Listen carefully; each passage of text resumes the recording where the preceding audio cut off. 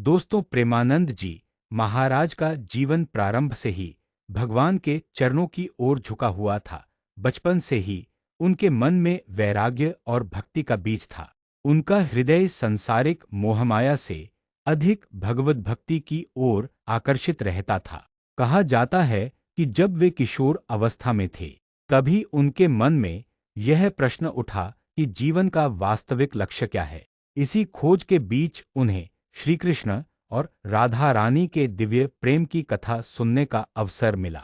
जब उन्होंने राधा कृष्ण के मधुर संबंध और उनकी नित्य लीला का श्रवण किया, तो उनके मन में गहरी छाप पड़ गई। आगे बढ़ने से पहले आप लोगों से एक विनती है, हमारे चैनल को लाइक, शेयर, सब्सक्राइब जरूर कर लें, ताकि इसी तरह की और वीडियो आपको जल्दी मिल सके।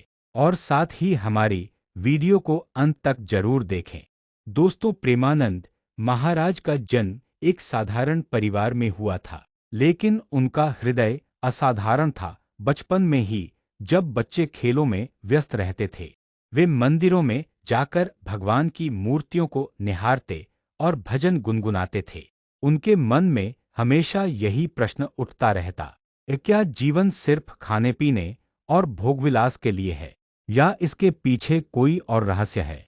युवा अवस्था में जब वे संतों और कथा कीर्तन के संपर्क में आए, तब पहली बार उन्होंने राधा कृष्ण की मधुर लीलाओं को सुना। श्रीमद् भागवत और संतों की वाणी में जब गोपियों और राधा रानी के कृष्ण के प्रति निस्वार्थ प्रेम की महिमा सुनी, तो उनका हृदय द्रवित हो गया।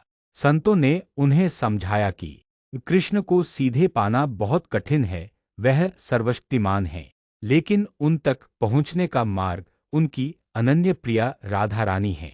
जैसे सूर्य की किरण के बिना कोई उसकी ज्योति नहीं देख सकता, वैसे ही राधा के बिना कृष्ण तक पहुंचना असंभव है। यह शिक्षा उनके जीवन का आधार बन गई। कहा जाता है कि जब वे पहली बार वृंदावन पहुंचे, वन और राधा कृष्ण के मंदिरों में उन्हें ऐसा लगा मानो उनकी आत्मा का असली घर यही है। वहां एक संत ने उन्हें एक सरल लेकिन गहरी शिक्षा दी। बेटा, कृष्ण तो सर्वसमर्थ हैं, लेकिन वे अपनी राधा के बिना अपूर्ण हैं। यदि राधा रानी प्रसन्न हो जाए तो कृष्ण स्वयं दौड़े चले आते हैं। यह वाक्य उनके हृदय में गूंज गया और उसी दिन से उन्होंने राधा नाम को जीवन का मूल मंत्र बना लिया। दोस्तों, एक बार एक साधक ने प्रेमानंद महाराज से पूछा, महाराज, आप हर बार राधे कहकर ही कृष्ण का नाम क्यों लेते हैं? तब महाराज मुस्कुराए और बोले, बेटा सोचो, कोई पुत्र यदि पिता से कुछ चाहता है तो सीधे जाकर कहता है, तो पिता कभी कभी टाल भी देता है, लेकिन यदि वही पुत्र पहले माँ से कहे और माँ सिफारिश कर दे तो पिता तुरंत मान जाते हैं।